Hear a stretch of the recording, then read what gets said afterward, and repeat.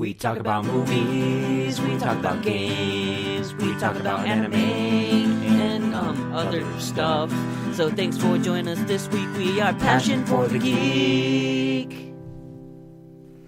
Alright, welcome to another episode of Passion for the Geek, where we talk about everything and anything geek. Today I am your host, Justin, with my co-hosts Elliot. What's up? And my brother Josh. Yo, guys. Alright, this week we are going to talk about Castlevania, the Netflix Original Series. What's your guys' initial thoughts on it?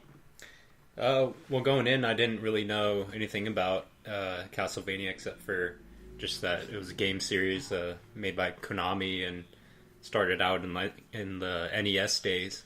But yeah, in terms of mythology or anything like that, I didn't really know much about it.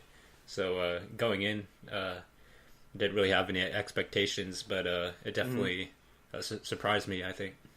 Yeah, same here. Castlevania was one of those games that, as a kid, we thought was pretty scary, huh? Yeah. It was like one of those games like this and Resident Evil that we want. I mean, I kind of wanted to play it, but as a kid, I was too afraid. Even just watching our friends play it before, it was tough to watch, huh? Yeah, definitely. Yeah. Even with the graphics back then. Yeah. Everything was scary back then. I did. Yeah. Yeah, back then it was more in the imagination. Like you just have to imagine seriously. Those little blocks of being scary as hell. So. Mm-hmm. Yeah. All right. Yeah. For me, I didn't even know they were making Castlevania, like anime or cartoon or whatever you want to call it, until Elliot told us about it. I mean, I saw it on Netflix a couple times. Mm-hmm. It wasn't until we decided to check it out that I had any interest in it. But I mean, I'm glad we did watch it. It's actually pretty good. So yeah. With that, let's jump into the pros, man. What do you think? What was good about it, Elliot? For me, what I really liked about it most was the voice acting. I thought was really strong across the board. Particularly the protagonist and Trevor Belmont. He was a standout, played by Richard Armitage, who's a favorite of mine from the Hannibal TV series. I thought he played that character really well, as well as the priest. Yeah. I thought he was really that voice actor was really good also. Yeah, Matt Frewer. Yeah, that guy. Yeah, he had a really good range to his voice, like kind of whispering sometimes, and just like really menacing, playing that role, as well as Dracula, who was quite menacing as well. Just all around, everybody just brought something to each role, and really elevated what was written for them, I thought. Yeah, I think with the voice acting, like, because this is an American animation, they, the process is a little bit different. They actually got to record the voices first, and then animate it on top of it. Is that what they do? Yeah, that's usually how you do things. That's why dubs, like anime dubs, I think, I mean, they've gotten a lot better, don't get me wrong, nowadays, but, they're still kind of off. Is because they have to try to match, say whatever they need to say in that small time frame, because whatever they're dubbing has already been animated, and they're trying to match that up. With this, they're able to fully flesh out their voice, do exactly what the directors and the actors wanted to do, and then they'll let the animators animate on top of it. So I think that's one of the reasons why. I mean, of course, the talent was there also, but I think that's also one of the reasons why the voice acting was really top notch in this one. Yeah, definitely. Because it was written by a famous comic book writer, Warren Ellis, who did some graphic novels like the Iron Man Extremis run and some other famous series. I thought that was another strong part to it was the writing. Just because, like, I'm used to anime series, like you said, just like kind of having like quirky writing or like the translation not always being the best from translating from Japanese. So like this being an American anime style series, like it kind of surprised me like how well done it was. And then on top of that, since it's a video game adaptation, which like is pretty much 99% never good, it definitely surprised in that respect as well. Oh, well, excuse me, Elliot. Yeah, I thought the writing was really well done too. At least the first and last episode, and then a little bit in the middle. For me, what really stood out were the action scenes. Yeah, definitely. I mean, there are just a couple here and there, but they were actually really well done, and it reminded me of Cowboy Bebop and like those older ones. Maybe a little bit of Aeon Flux too. Yeah. I mean, it's not like over the top. But it's flashy enough to where it looks really nice. Yeah, I mean, it kind of reminded me of the fight scenes or action sequences in The Last Airbender. I mean, whole series to me kind of felt like The Last Airbender, from the humor, a little bit of the pacing, to be honest, and definitely like the flashy, fun action sequences. Yeah, definitely. That was one of my big pros too. Was the action, especially in the first and last episodes, when they, especially that scene where he fights against Alucard was really cool. They also had a callback to the games where Alucard could kind of like teleport. So that was a nice touch too. And yeah, that kind of goes into my other pro, which was the animation. Which is also a con I could talk about later. But I thought overall the art style was really beautiful and well done, and like had some nice touches with like cool transitions. Like in the first episode, like after Dracula's wife died or gets burnt alive, like this old lady brings some flowers to her old burnt down house, and then it's like burning there, and then it like transitions into her like burning at the stake. So I thought that was like a cool artistic touch. And, like throughout the series, there's like little moments like that which I appreciated. Yeah. For me, it's like when I was watching this, again with the voice acting, it just seemed like a video game too to me. Like I played The Witcher 2, stuff like that. A little bit of it kind of reminds me of Fallout. It's kind of in the cons area too. I'll talk about it later, but I just liked how it kind of felt like you were watching a video game also. Yeah. So yeah, I mean, yeah, definitely. If you take the cutscenes from, it doesn't even have to be an RPG or something like that, but just take the cutscenes and mash them all together, and that is kind of what it felt like. Yeah, definitely.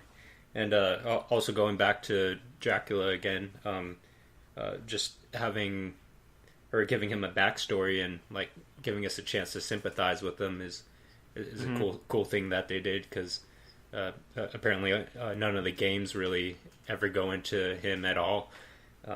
So it was kind of cool that they did that for this series. I mean, yeah, NES era games aren't really known for having a lot of story. I mean, you have to read the story in the manual. I remember that. That's what you used to have to get the story. Oh, yeah. Yeah. Because I played Mega Man X like a million times when I was a kid, but I didn't really get the story until I read the manual when I was older. I remember that too. Yeah. Yeah, I like that they tried to like, get, make, what's his name, Dracula seem human. Yeah, At least give him human characteristics. It makes it for a more like fleshed out villain rather than just I'm gonna destroy you because I'm a demon lord, bro. Like Captain America: Civil War, or like 80% of light novels today. Yeah. The reincarnated light novels. Yep. Yeah. All right. Well, those are some pretty good pros. What are the cons, man? What did you not like about this series? Well, probably the biggest one I think we can all agree on is it was just a little too short, since it was just four episodes. Yeah. So, like, I mean, just to make it clear, like, it's not a bad thing that it's short. There are a lot of good short series, but I mean, this also served as an introduction. I think they're just trying to test the waters, so they're not trying to get too into it, but. I mean, it performed really well, even though it's just 4 episodes. Yeah. But I think even 4 episodes was actually for me, for the material that they worked with, was a little too long. I think they could have like combined the second and third episode together, because it just seemed like a lot of, what is it, exposition, just like talking, explaining stuff. They could have been doing something while they were explaining it, because they spent like 10 minutes just in that bar scene, right? It felt like just talking about his the Belmont house. Oh, there's the Belmont house. Hey, they're all in exile, aren't they? Oh, you're a Belmont. I'm gonna fucking kick your ass because you're a Belmont. You guys all got exiled. Yeah. You're the reason why all them little villain demons are coming and killing us, because you're a Belmont. Yeah, it did feel like, some scenes like that did feel like they stretched on. The scene where he's talking to the speakers or whatever. Where he first meets them and he brings them, like he goes to the little house or whatever. That scene felt like it took forever too. Yeah, I agree that. Because that was my second point, was the pacing. Since originally, I guess they were planning on making this like a full blown movie. But it definitely feels like they just split it apart into 4 separate episodes. So I think if it was maybe condensed a little more, and then maybe if it was actually just a full movie, it would have had better pacing. I definitely agree with that for sure. Yeah, you're supposed to do that at the end of the series, like Harry Potter, Hunger Games, Twilight, different parts. Yeah, the last movie into 2 parts. Oh yeah. Well, yeah, it is kind of awkward, I guess, maybe to watch it in 4 parts. Maybe if they did have it in a movie format, it would be better. I could see it as a movie, to be honest, with how the story moved along. Yeah, I don't know if you guys have watched the new Digimon movies that came out. Oh. Because, like, Crunchyroll has them in... Digimon Try? Yeah, Digimon Try. Crunchyroll has them in parts, as if they were, like, separate episodes. But they released in Japan as full movies. Oh, really? Yeah, I think I watched the first one as a full movie, and it felt like the pacing was better, I think, when I watched it as a full movie. And then I watched the second one in parts, and it felt definitely like it was slogging along. You know what I mean? But maybe that's just like a mindset. Yeah, I think so. That could definitely go into it as well. I'd say like my third biggest con was like we mentioned earlier, was also the animation was a bit wonky at times. Yeah, I didn't like their facial features. Yeah. And a lot of the time, I mean, it would have passed for like back in the 80s and the 90s, but today, like when your character is just standing and doing nothing while he's speaking for like 2-3 minutes straight, it kind of like, I mean, I know there's some artsy fartsy crap that does that too, but I don't think it worked here. Yeah. Like, it was just too uninteresting, especially like a lot of the stuff they were talking about at the time. They're just like, standing there while their mouth is moving and nothing else is happening. Yeah. And even like the cameras too were kind of the same way. Like, a lot of times nowadays, in order to show action or introduce suspense, the camera will like pan up or pan sideways. But a lot of the camera scenes here, or camera cuts, were pretty stale or pretty stagnant. I don't know. Yeah, like the biggest thing for me with this whole thing is like the Bishop. He had such a great voice actor, like we mentioned before, but his character, like the animation, was just so stagnant. Yeah. He would be like, "Yes, don't do this to me. You are blah, blah, blah." Right? And then he'd just be standing there looking with just one, like, emotion on his face. Yeah. His character, like, I want to say character model, but that's obviously not right. His animation was really just one place, and, like, he wouldn't move very often. If you probably watch it again... Maybe his hands. Yeah, like, maybe his hands. But if you watched it again, I don't think his feet move very often. He probably takes, like, 3 or 4 steps the whole series. Yep. Yeah, he is an old guy, so he doesn't want to move around too much. But, I guess so. But yeah, I mean, I would have to disagree with you guys a little bit for the facial animations being a con, just because I thought that to me, it reminded me again of Avatar: The Last Airbender, and I thought like they make goofy faces and stuff like that, and I think it's kind of on purpose. Yeah, but the thing is, like with Avatar, they're making, emoted faces. Mm-hmm. In this one, it's just like going from a smile to a frown, or just like eyebrows twitching or something. At least in Avatar, they did like one big emotion to another big emotion. Mm-hmm. Mm-hmm. That's fair. Through this one, it's just like there wasn't really anything going on for I me, at least. I still think it was like reminiscent for me enough to make me, I guess, be nostalgic for it. Maybe. Mm-hmm. But for me, it brought good emotions. I mean, that's just an opinion. Yeah, I do agree with you guys that they were pretty like just stationary. Mm-hmm. Yeah. Well, at the same time, like with Avatar, like since that's more lighthearted and cartoonish, like it's gonna have more exaggerated expressions. Whereas that's true. Whereas this is trying to be more, I guess, quote unquote, grounded or realistic. So it's not gonna have as exaggerated expressions. So I kind of agree with Josh's point where the facial expressions, like it wasn't a huge turn off to me.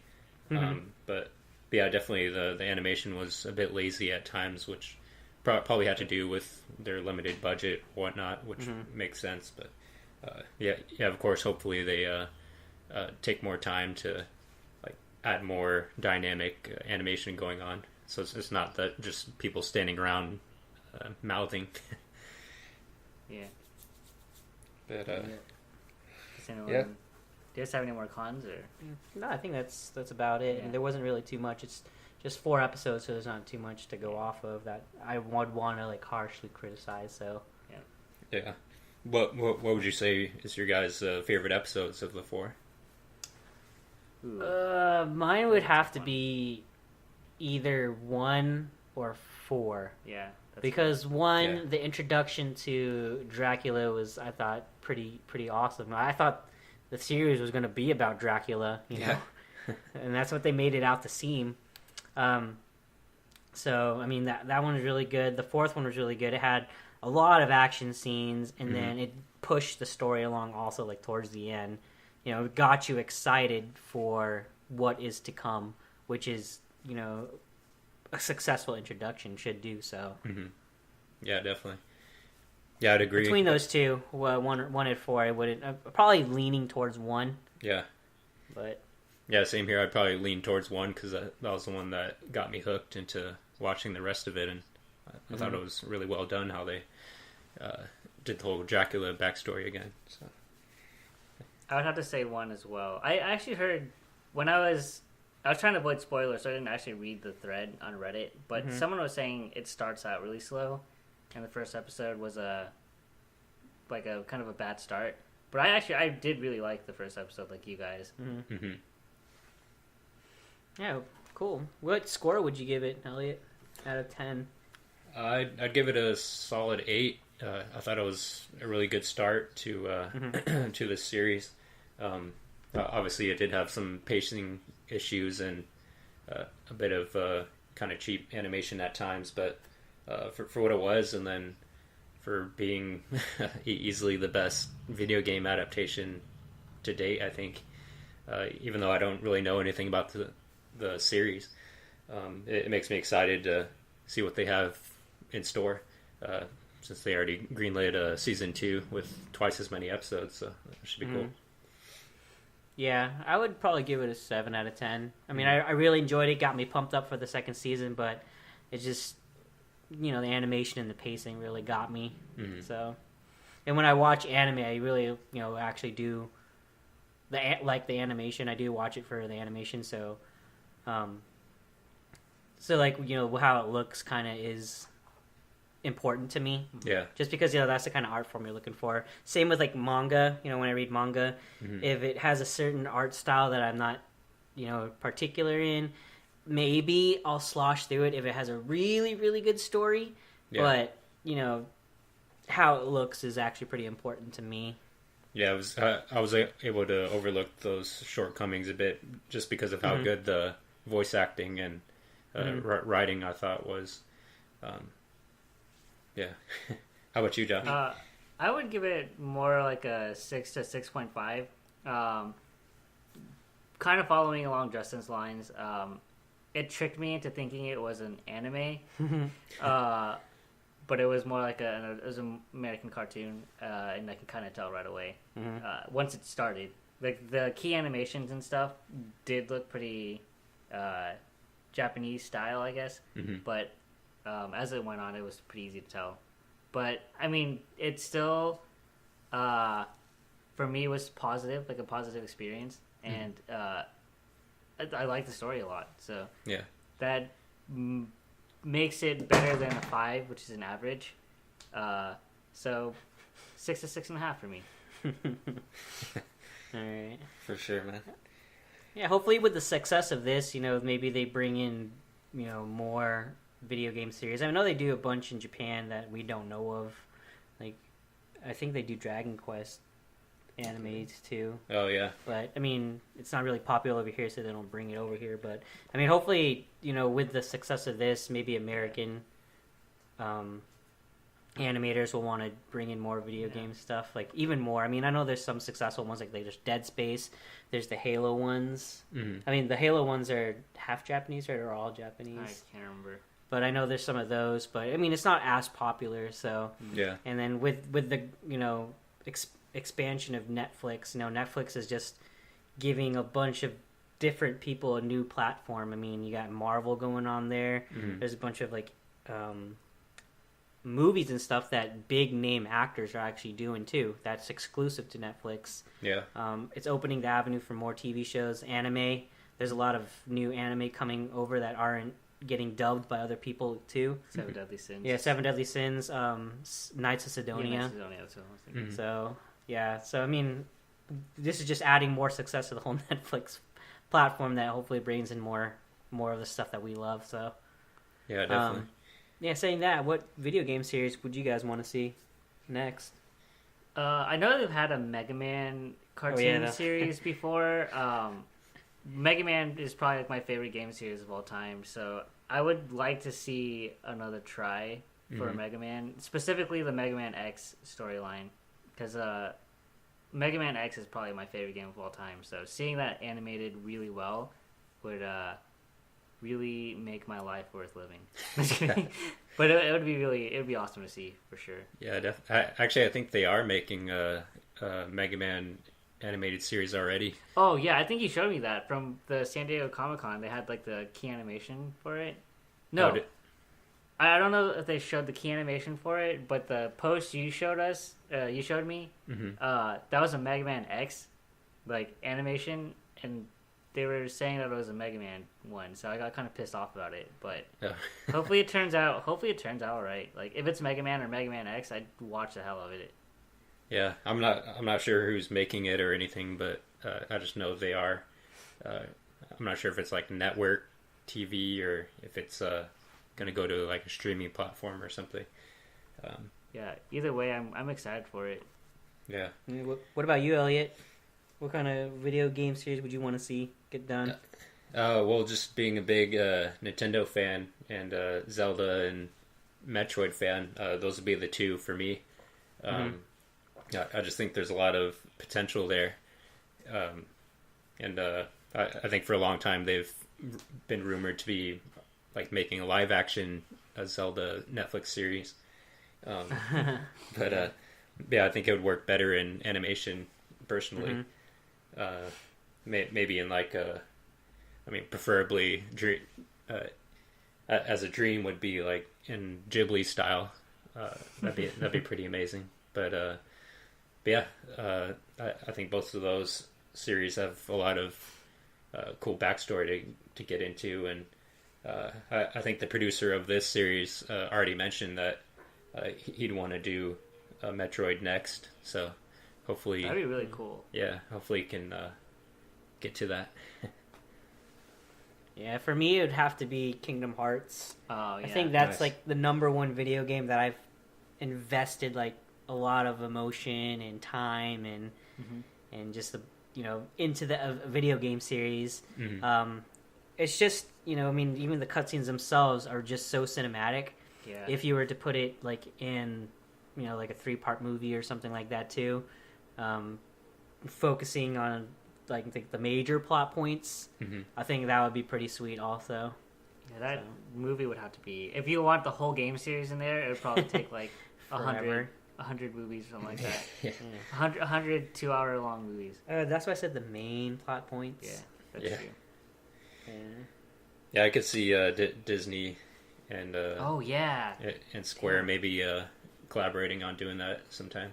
I don't know why I forgot that Disney. I'm just waiting for the day that Disney puts in a Kingdom Hearts exhibit or like ride. Like an attraction. Or attraction. It's gonna be super freaking popular. Probably like. Oh yeah. But what would it be? That'd be really interesting. I think a roller coaster ride would be really cool if you like the different lands or something, or like if you had a way to use like a Keyblade, a gummy ship, pilot a gummy ship, or fight Heartless or something using a Keyblade. That'd be really cool. Yeah. That'd be nice. Yeah. So I think that wraps up this episode, huh, guys? Unless you have anything else to say about it. I don't think so. I think overall it was a pretty solid start, and we're looking forward to season 2. Yeah, I would say it's good enough to watch now, but you might want to wait till there's more episodes, maybe. Yeah, I mean it's a good introduction. It gets you hyped for the second season at least. Yeah. But you definitely it's one of those things that it's definitely something it'll lead into the second series. So. Yeah. We'll see where it goes.